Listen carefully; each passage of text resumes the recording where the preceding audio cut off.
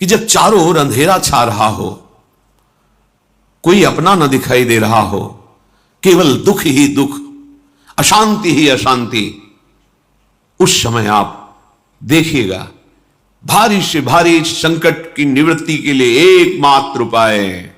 यदि आप भजन नहीं करते तो आप दिमाग में लिख लीजिए, चाहे अपनी नित्य डायरी में लिख लीजिए। आप एक बात पर विश्वास कर लीजिए कि आपको कोई भी सुखी नहीं कर सकता। यदि आपको कोई सुखी कर सकता है तो आप हैं। बिल्कुल घनीभूत अर्थात ठोस बात है, इसे समझ लेना। यदि आप अपने विचार के द्वारा, विवेक के द्वारा अधर्माचरणों का त्याग करके धर्म पूर्वक जीवन व्यतीत करते हुए भगवान नाम जप करते हैं, तो पूर्व पाप कर्म के अनुसार जब देह रचा गया तो उसमें जो प्रारब्ध दुख सुख का है वो तो आएगा, पर आपको परास्त नहीं कर पाएगा। और आगे आपके लिए महासुख है जो दुख और सुख दोनों से परे है। अखंड प्रसन्नता, अखंड आनंद, वो केवल आपके करने से होगा। उपदेश मिल सकते हैं, मार्ग बताया जा सकता है, आपको सहयोग मिल सकता है, पर चलना आपको होगा। यदि आप नहीं चले तो ये कहीं भ्रम हो कि मैं कहीं जाऊं और मेरी दुख निवृत्ति हो जाए, तो इस भ्रम को छोड़ देना आप। क्योंकि हम आप तो बहुत छोटे जीव हैं, अर्थात बहुत लघु तपस्या, लघु पुण्य वाले हैं। हम उन महापुरुषों की बात करते हैं जिन्होंने आजीवन ऐसा तप संचय किया, फिर भी उनके शरीर में भारी से भारी दुख देखे गए। ये दुख और सुख एक भ्रमात्मक इंद्रजाल है माया का, ना दुख है न सुख है। जैसे जो सपने सिर काटे कोई, बिन जागे दुख दूर न होई, ऐसे स्वप्न में तुम चक्रवर्ती सम्राट बन जाओ तो जगने पर तुम थोड़ी रहोगे, तुम जो हो वही होगे। हम भगवान के चिदानंद अंश हैं। ये भूलकर हम अपने को स्त्री पुरुष, अच्छा बुरा, धनी निर्धन, दुखी सुखी आदि आदि बहुत सा प्रपंच है, इसे हम अपने दिमाग में बैठा लिया है। जब तक आप ये प्रपंच नहीं छोड़ोगे तब तक आपको सुखी कोई कर ही नहीं सकता, क्योंकि दुखालयम नाशवान संसार का तो तुमने अस्तित्व रखा है। अगर ये किसी के दूर करने से होता तो स्वयं जगत गुरु परब्रह्म परमात्म तत्व भगवान श्री कृष्ण सामने हैं और अर्जुन को कह रहे हैं, मात्रा स्पर्शास्तु कौन्तेय शीतोष्ण सुख दुखदा आगमा पायनो अनित्यास्तास्तितिक्षस्व भारत। हे भारत, हे अर्जुन, ये आने जाने वाले अनुकूलता प्रतिकूलता, गर्मी शीतलता, अर्थात काम क्रोध लोभ मोह मद मत्सर अपमान निंदा, ये सब ताप पहुंचाते हैं। अनुकूलता सम्मान यश कीर्ति धन वैभव मानी हुई मान्यता, ये सब शीतलता पहुंचाते हैं। ये उष्णता और शीतलता, अनुकूलता और प्रतिकूलता आने जाने वाले हैं। भगवान ये नहीं कह रहे मैं मिटा दूंगा, कह रहे तास तितिक्षस्व भारत, हे अर्जुन ये तुम्हें सहना होगा। यदि तुम इससे सह गए तो तुम्हारे हृदय में ऐसी स्थिति प्रकट हो जाएगी कि फिर ये स्पर्श भी नहीं कर पाएंगे। सहने से तुम्हारी भक्ति बढ़ेगी, तुम्हारा चिंतन बढ़ेगा, तुम्हारा स्मरण बढ़ेगा, सत्य वस्तु के लिए, सत्य तत्व के लिए तुम सुखी हो जाओगे। बिल्कुल खुली बात। आडंबर नाटक पाखंड इसकी जरूरत नहीं है। प्राकृतिक भोगों में सुख बुद्धि, देहाभिमान, विद्यारूप महत्वकुल धन यौवन अभिमान, यही तुम्हारे दुख का मूल है और ये कोई दूसरा नहीं हटा सकता। ये तुम्हें अपने विवेक सत्संग से प्राप्त हुए विवेक के द्वारा, शास्त्र स्वाध्याय से प्राप्त हुए विवेक के द्वारा इसे तुम्हें त्यागना है। दुख तुम पकड़े हो तो छुड़ा कौन सकता है? छुड़ाना तो आपको ही पड़ेगा। अगर कोई वादा करता है कि मैं आपको दुख रहित कर दूंगा, मुझे आज तक समझ में नहीं आया। दुख रहित होने का जो उपाय है वो गुरुजन, महापुरुष, संत जन बताते हैं कि जब चारों ओर अंधेरा छा रहा हो, कोई अपना न दिखाई दे रहा हो, केवल दुख ही दुख, अशांति ही अशांति, उस समय आप देखिएगा कोई एक है जो आपको बहुत प्यार कर रहा है। वो हमारे प्रभु हैं। आप जिनकी तरफ पीठ किए हो और जहां दुख है उधर मुख किए हो, वापस घूमो, सन्मुख होइएगा। सन्मुख होए जीव मोहि जबहि, जन्म कोटि अघनाशों तबहि। करोड़ों जन्मों के पाप नष्ट कर देते हैं भगवान।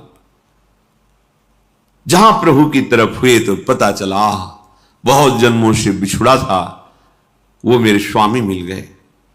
भारी से भारी संकट की निवृत्ति के लिए एकमात्र उपाय भगवान श्री हरि का आश्रय, उनके नाम का जप। सत्य मान लीजिए, आडंबर से कुछ नहीं होना। चाहे जितने जंतुर बांध लो, चाहे जितना जो कुछ जादू टोना जो मनावे सो कर लो, बारी मथे घृत होए बरु शिकताते बरु तेल, बिनु हरि भजन न भवतरी यह सिद्धांत अपेल। विनिश्चितम बदामि तेन अन्यथा वचांस में हरि भजन्ति नरा। अटल बात है, यदि भजन नहीं करोगे तो तुम्हें कोई सुखी नहीं कर सकता। तात्कालिक आपको ऐसा लग सकता है मेरा काम बन गया, नहीं, वो तत्कालिक है। हमारा काम बनना तो तब होगा जब हमारा आवागमन मिट जाए, सदा सदा के लिए मुझे ऐसी वस्तु प्राप्त हो जाए कि जहां चाह ही खत्म हो गई, जहां दुख ही खत्म हो गया। वो हमारा स्वरूप है, वो हमारे आराध्य देव हैं।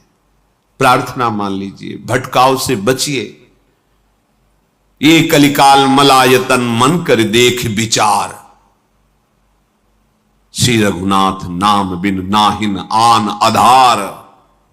महापुरुषों ने स्पष्ट कहा है, ये मलायतन मल का आगार है। मल माने कामना, नाना प्रकार की वासना, भ्रष्ट आचरण, छल कपट, दंभ पाखंड, बोलबाला, इसका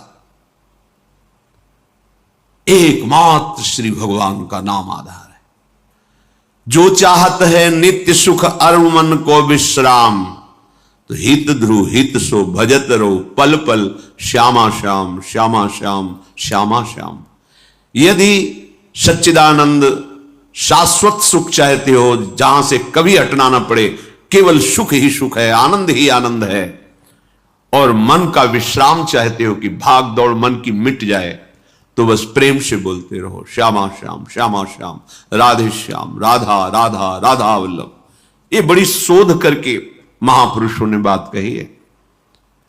यदि आप भजन नहीं करते तो आप दिमाग में लिख लीजिए, चाहे अपनी नित्य डायरी में लिख लीजिए, जो आप दिनचर्या लिखते हैं। आपको कहीं भी कभी भी कोई भी सुखी नहीं कर सकता। गांठ बांध लीजिए, भटकने की जरूरत नहीं है। और यदि नाम जप करने लगे, धर्माचरण करने लगे, तो तुम आशीर्वाद देने वाले बन जाओगे। सातरति सातरति सा लोकांतारयति। ध्यान दीजिए, वो तर जाता है, वह तर जाता है, वो लोकों को तार देता है। जब पृथ्वी में भयंकर पापाचरण की वृद्धि हुई, असुरों के द्वारा प्रेरित होकर के जहां भी धर्माचरण, नाम कीर्तन, यज्ञ, हवन, होम, ऋषि मुनि विध्वंस कर दो, क्या हुआ? कोई दूसरा दिखाई दिया क्या?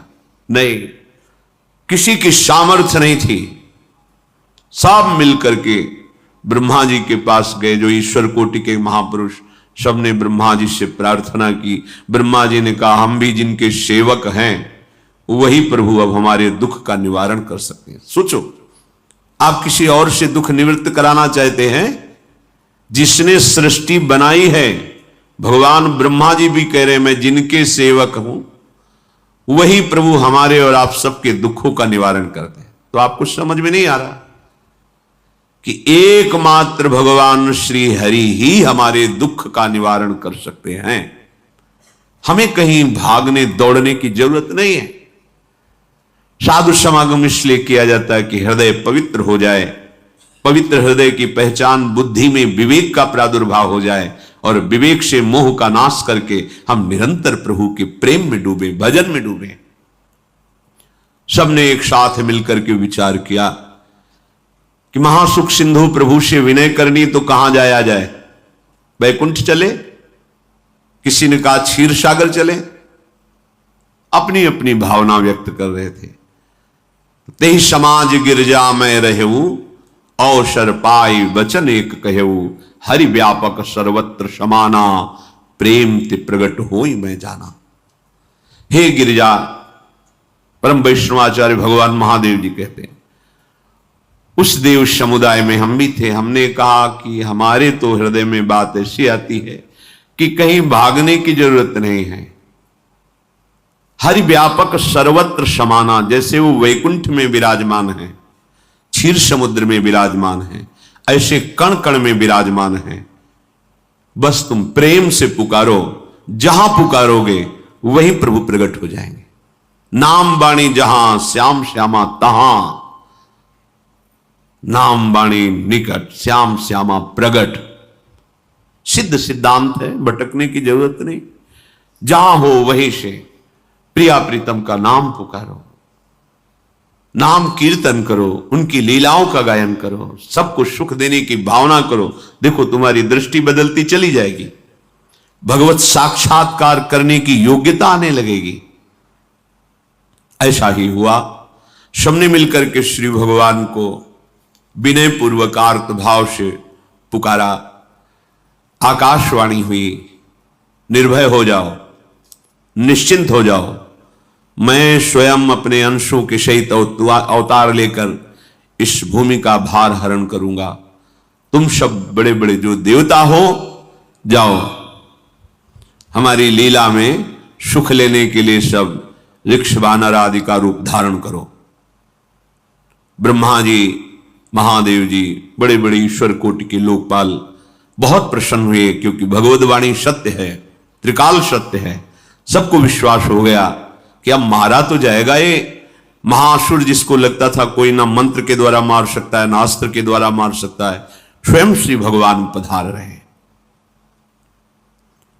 भगवान ने जो निरंतर भजन प्राण रहते हैं, कश्यप जी, अदिति जी, वो भगवान के वात्सल्य में भरे थे। प्रभु जब प्रकट हुए तो उनसे कहा, मुझे आप जैसा पुत्र चाहिए। प्रभु ने कहा कि मेरे जैसा तो मैं ही हूं, अद्वितीय हूं, दूसरा कोई है नहीं, मैं ही अवतरित होऊंगा। भजन में देखो कितनी सामर्थ्य है। जगत पिता को पुत्र रूप में प्राप्त कर रहे हैं। वही चक्रवर्ती सम्राट अवधपुरी के नरेश महाराज दशरथ जी के रूप में, जिनके महामहिम अद्भुत सौभाग्य प्राप्त करने वाली तीन ये रानियां, श्री कौशल्या जी, श्री कैकेयी जी, श्री सुमित्रा जी। भगवान वशिष्ठ जी इनके गुरुदेव हैं। प्रायः बड़े बड़े महान जो राज्य पालक रहे, उनके ऊपर, राजा के ऊपर महाराजा विराजमान रहे। ऊपर से स्वर्गलोक आदि लोकों से भी यह शिक्षा मिली है। देवराजेंद्र तो भगवान बृहस्पति, दैत्यराज बलि तो भगवान शुक्राचार्य, जनक जी तो सदानंद जी महाराज, दशरथ जी तो वशिष्ठ जी महाराज। ऐसा था, क्योंकि जहां हमारा विवेक काम नहीं करता, वहां ये ब्रह्मबोध संपन्न महापुरुष तत्काल हमको संभालते हैं। महाराज दशरथ जी के हृदय में प्रबल लालसा हुई कि अब अवस्था व्यतीत होती जा रही है, पर जो गृहस्थ धर्म का परम लाभ है वो तो हुआ ही नहीं। वशिष्ठ जी के चरणों में प्रणाम करके कहा, भगवान एक ही बात की असंतुष्टता है, हमारे कोई पुत्र नहीं है। वशिष्ठ जी ध्यानस्थ हुए, ध्यान में देखा और उनका, तुम्हारा जैसा सौभाग्य अन्य का किसी का नहीं हो सकता। तुम्हारे यहां स्वयं सच्चिदानंद भगवान श्री हरि अपने अंशों के साथ अवतरित हो रहे हैं।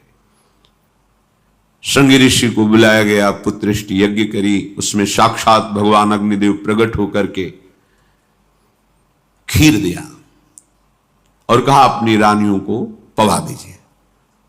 वशिष्ठ जी के आज्ञा के अनुसार उस खीर को 2 भाग में किया। प्रथम भाग श्री कौशल्या जी को दिया, जो दूसरा भाग था उसके 2 भाग किए, उसका 1 भाग कैकेयी जी को दिया। अब जो 1 भाग बचा उसके 2 भाग किए और वशिष्ठ जी की आज्ञा के अनुसार 1 माता कौशल्या जी को, 1 कैकेयी जी को दिया। उन्होंने अपने हाथ से सुमित्रा जी को दिया। तो सुमित्रा जी के गर्भ से लक्ष्मण और शत्रुघ्न, कौशल्या जी ने जो भाग दिया उससे लक्ष्मण जी प्रकट हुए, जो रामचरण अनुरागी, अद्भुत अद्भुत हरि प्रेमी। शत्रुघ्न जी भरत चरणों का आश्रय लिए हुए राम जी का सेवन करते। बड़ा रहस्य है, कितनी मर्यादा है गुरु की आज्ञा से। जहां जैसा विधान होना चाहिए वैसा, तो उस बड़ा मंगल शुरू। ये महामहिम जगत पावन करने वाली माताएं मानो अपने गर्भ में अखिल ब्रह्मांडों के स्वामी को धारण किए हुए हैं, जिनके गर्भ में अनंत ब्रह्मांड वास करते हैं, उन प्रभु को अपने गर्भ में धारण करने का अनुभव कर रहे हैं। महाराज दशरथ बहुत प्रसन्न है। ये जीवन का परम लाभ है। प्रभु हमारे कोई भी हो, माता पिता भाई बंधु सखा पति प्रीतम पुत्र, कुछ भी, ये तो ऐसे करुणामय कोई भाव रख लो और गाढ़ भाव कर लो तो आपको अनुभव कराने लगेंगे। जिस भाव से आप देखोगे कैसा सुख महाराज दशरथ जी को हो रहा होगा, जिनको गुरुदेव से पता है कि स्वयं भगवान पधार रहे। प्रतिपल इनके दर्शन करके कौशल्या जी, कैकेयी जी, सुमित्रा जी के प्रेम पुलकित रहते हैं। दशरथ जी, अहो भाग्य, साक्षात भगवान पधार रहे। समय व्यतीत हुआ, जोग लगन गृह बार तिथि, सकल भये अनुकूल, चर अरु अचर हर्ष जुत, राम जन्म सुख मूल। ठीक योग लगन ग्रह वार तिथि सब अनुकूल हो गई। कब? जिसके हृदय में प्रभु का प्रकाश हो जाता है। जो प्रभु के भजन में रहता है तो योग लगन ग्रह वार तिथि नक्षत्र सब अनुकूल हो जाते हैं। जो पे कृष्ण चरण मन अर्पित, तो करी है का नवग्रह रंग। 7 ग्रह नक्षत्र वार तिथि, ये जितने भी विघ्न कारक या शुभ कारक है, ये सब शासन में रहते हैं। जिसके हृदय में भगवान नाम चल, जिते विनायक शुभ अशुभ, ये विघ्न करे नहीं कोई, क्योंकि भगवान का नाम चल रहा है। हृदय में भगवान प्रकाशित हो गए हैं, परमानंद अनुभव होता है। ऐसे भगवान जगत में प्रकट हो रहे हैं। ये तो कभी कभी अवतार होता है, पर ये अवतार होता ही रहता है। भगत के हृदय रूपी महल में अवतार होता रहता है। जो निरंतर भगवत चिंतन परायण, अपने अहम को भगवान के चरणों में समर्पित किया तो भय प्रकट कृपाला, यही हृदय में प्रकाशित हो जाते हैं। हृदय में ही दिव्य वृंदावन प्रिया प्रीतम दिव्य लीला। चैत्र का महीना, 9वीं तिथि, शुक्ल पक्ष, अभिजित मुहूर्त, ठीक दोपहर का समय 12 बजे। सब लोगों को परमानंद प्रदान करने वाले प्रभु पधारे। शीतल मंद सुगंधित वायु बह रही है, देवताओं की दुंदुभियां बज रही, पुष्पों की वर्षा हो रही। बड़े बड़े ऋषि मुनि नृत्य कर उठे, जैसे साधना को फल मिलता है। हृदय आनंद में आज समस्त साधनाओं के फल स्वयं मंगल मूर्ति प्रभु पधार रहे। सब महात्माओं का, संतों का हृदय अलौकिक आनंद से भरा हुआ है। पृथ्वी जितनी दिव्यता है सब प्रकाशित कर दी।